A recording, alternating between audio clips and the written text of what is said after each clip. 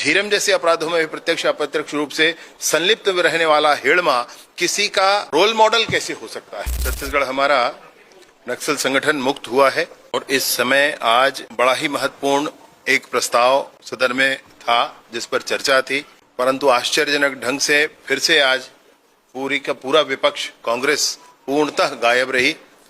मैं उन लोगों के नाम लेकर आया था कि मैं वो बताता कि दरभा डिवीजन का जगदीश और उसके सारे साथियों को जिन्होंने झीरम का कांड किया था, किस तरीके से हमारे आर्म्ड फोर्सेस के जवानों ने न्यूट्रलाइज कर दिया, मैं ये बताना चाहता था।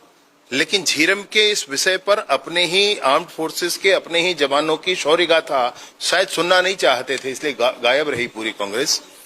वो लोग इस बात को भी नहीं सुनना चाहते थे शायद कि, या फिर कुछ कह नहीं सकते थे, मुझे ऐसा लगता है कि किस तरीके से 172 जवानों की हत्या करने वाला और ऐसे अनेक अपराधों के में प्रत्यक्ष अप्रत्यक्ष रूप से झीरम जैसे अपराधों में भी प्रत्यक्ष अप्रत्यक्ष रूप से संलिप्त रहने वाला हेड़मा किसी का रोल मॉडल कैसे हो सकता है। और अगर वही रोल मॉडल है तो बात समझ में आती है कि हरगिज ये फिर इनका मन कहीं भी स्पष्ट नहीं है कि नक्सलवाद से लड़ना है। ये बिल्कुल वैसी ही स्थिति है जिसमें आप ये कह सकते हैं, बस्तर में जिस समय सलवा जुडूम प्रारंभ हुआ उस समय दोनों ही पार्टियां, कांग्रेस भाजपा की सरकार साथ थी और कांग्रेस का संगठन साथ था। उस समय महेंद्र कर्मा जी सामने थे, कांग्रेस के बड़े नेता थे।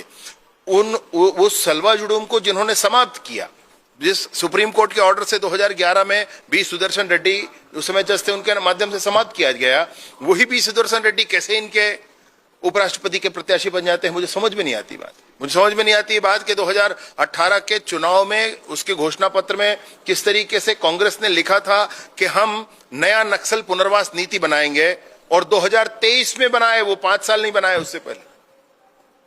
उन्होंने ये भी लिखा था कि हर एक नक्सल प्रभावित गांव को विकास के लिए 1 करोड़ रुपया देंगे। उसका कोई ब्यौरा नहीं दिया, कभी कोई हिसाब नहीं दिया उसको।